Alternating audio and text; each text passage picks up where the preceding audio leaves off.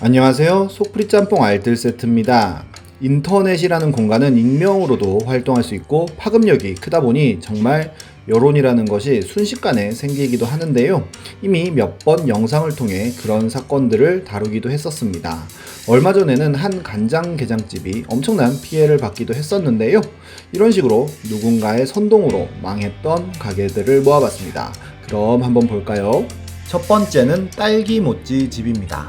2013년 생활의 달인에는 김씨성을 가진 과일 찹쌀떡의 달인이 출연합니다.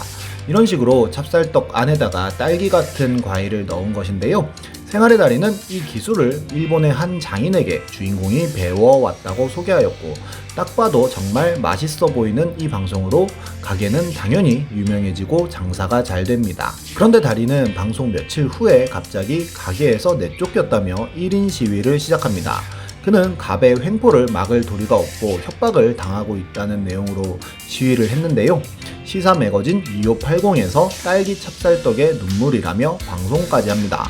가게 주인인 안씨가 김씨의 떡 기술을 빼앗고 쫓아냈으며 투자금도 안 돌려준 악덕 업주로 나온 것인데요. 방송에 맞추어 김씨는 본인의 카스와 여러 커뮤니티에 안씨가 조폭과 대기업을 동원하여 본인을 쫓아냈고 10대 로펌에 1억 원의 수임료를 지불했다는 등의 비난글을 씁니다. 이 방송과 김씨의 글을 보는 시청자들은 가게에 찾아가서 욕을 하기 바빴고, 안씨의 회사와 홈페이지는 항의 전화와 트래픽 복수로 업무가 마비되기까지 합니다. 그렇게 안씨가 새롭게 오픈한 프랜차이즈는 망하기 직전까지 갔고, 결국 둘은 서로를 고소하는 법정 싸움으로 들어갑니다. 그러면서 몰랐던 사실들이 하나 둘씩 드러나는데요.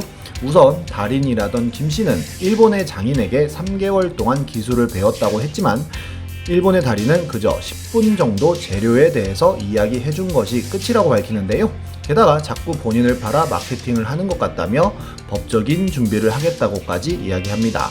심지어 시사 매거진 촬영 때는 딸기 찹쌀떡을 팔고 있지도 않았지만 제작진이 딸기와 찹쌀떡을 사와 팔고 있는 것처럼 연출해서 촬영했다는 이야기도 합니다. 또한 검찰 조사를 통해 조폭과 대기업을 동원하여 쫓아낸 적도 없으며 10대 로펌의 수임료 역시도 전혀 지불한 적이 없었던 것으로 드러납니다. 게다가 원래 안씨가 운영하는 찹쌀떡집에 김씨가 찾아와 일하고 싶다고 하여 보름간 기술을 가르쳐주고 일을 시켰고, 아예 김씨가 이 가게에 4,500만원을 투자하여 동업을 하기로 했는데 일주일 만에 김씨가 생활의 달인에 출연하여 일본 장인에게 찹쌀떡 비법을 전수받아 청년 달인이 되었다고 출연을 한 것으로 밝혀집니다. 안씨는 절대로 방송 촬영을 하지 않겠다고 했지만 이미 방송사 카메라가 들어와 있었고, 안씨 본인에게 기술을 배운 것으로 나오기로 합의하고 촬영을 시작했지만 일본 장인에게 배운 것으로 방송에 나온 것이라고 하는데요. 게다가 방송 이후로 김씨가 출근을 늦게 하고 위생 상태도 안 좋아지더니 아예 매출 누락까지 시켜버리는 사건이 발생하면서 동업 계약 해지를 해버리고 투자금을 돌려준다고 했으나 김씨가 투자금을 받지 않고 나와서는 1인 시위를 시작한 것입니다.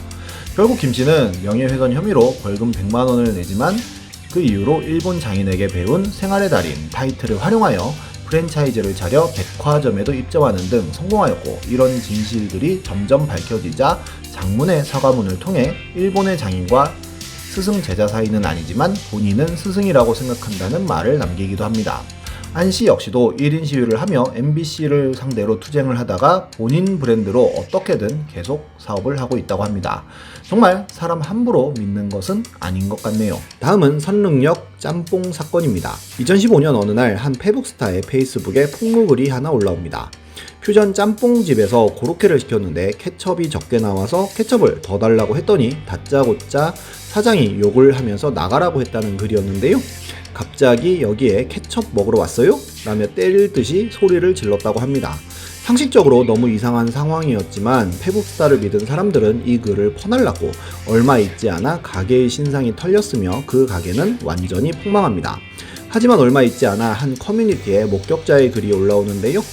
페북스타가 케첩을 달라고 했지만 처음에 직원이 못 알아듣자 갑자기 욕을 하면서 소리를 질러 깜짝 놀랐고, 그래도 사장님은 웃음으로 응대했지만 페북스타 쪽이 계속 언성을 높이면서 얼굴을 들이미는 등 이상한 짓을 하기 시작했고, 사장도 기분이 상하면서 나가라고 했다는 내용이 쓰여 있었습니다. 그러자 페북스타는 녹취록을 공개하지만 앞뒤 싹 자르고 너무 본인에게 유리한 부분만 공개한 느낌이 있는 내용으로 보였습니다.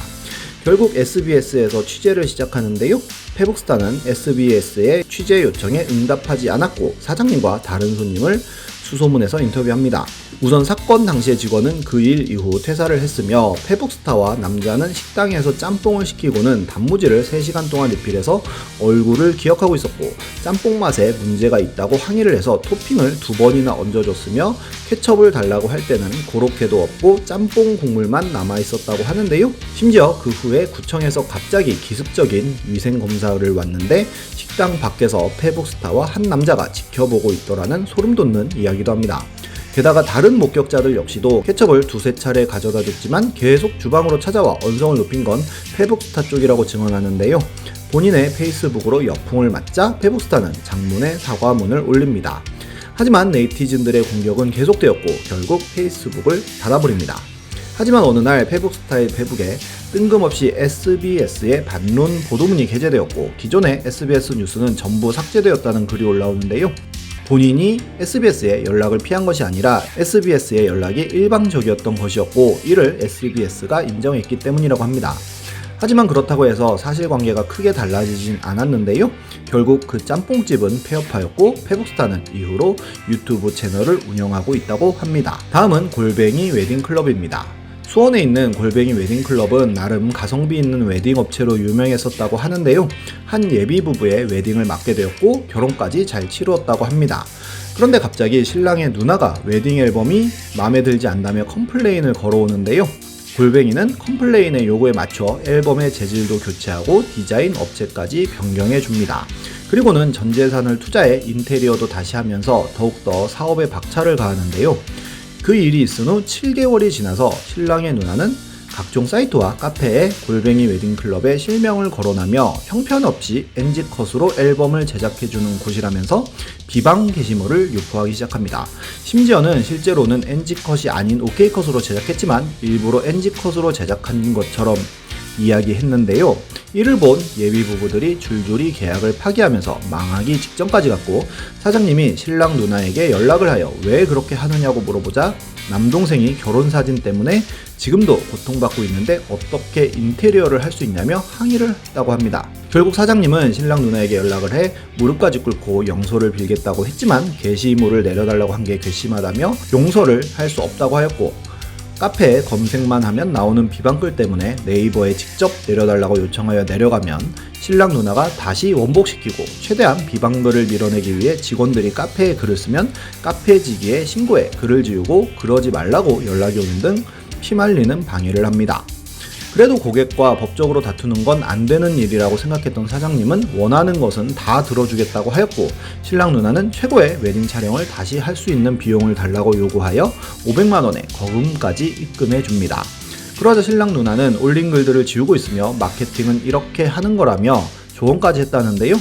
너무나도 힘들었던 사장님이 보배드림에 글을 쓰면서 이 일이 널리 퍼지게 됩니다. 아예 본인의 얼굴과 이름, 연락처까지 공개하면서 쓴 글에는 스트레스로 인해 배가 엄청나게 부풀어 오른 본인의 사진과 함께 그동안에 엄청난 만행이 써 있었습니다. 보배드림의 글이 일파만파 퍼지자 하나둘씩 기사가 나오기 시작했고, 사장님은 신랑 누나를 상대로 명예훼손, 업무방해, 협박 및 공갈 등으로 형사 고소를 합니다. 하지만 신랑 누나는 소비자로서 권리를 행사했을 뿐이라는 주장을 하는데요. 이게 먹혔는지 경찰은 혐의 없음으로 결론을 냅니다. 그러자 바로 신랑 누나는 사장님을 무고죄로 형사 고소하는데요. 보배드림 글로 인해 본인과 배우자의 건강이 악화되었다며 그 피해를 보상하라고까지 합니다. 하지만 검찰이 경찰의 의견을 뒤집고 업무방해와 명예훼손 부분을 기소하면서 재판으로 넘어갔고 징역 8개월을 선고합니다. 이 사건으로 받은 피해자의 피해 규모가 약 10억 원이라고 하니 정말 고객 한 번 잘못 만나면 끝없는 지옥을 맛보게 되는 것 같습니다. 지금까지 속풀이 짬뽕 알뜰 세트였습니다.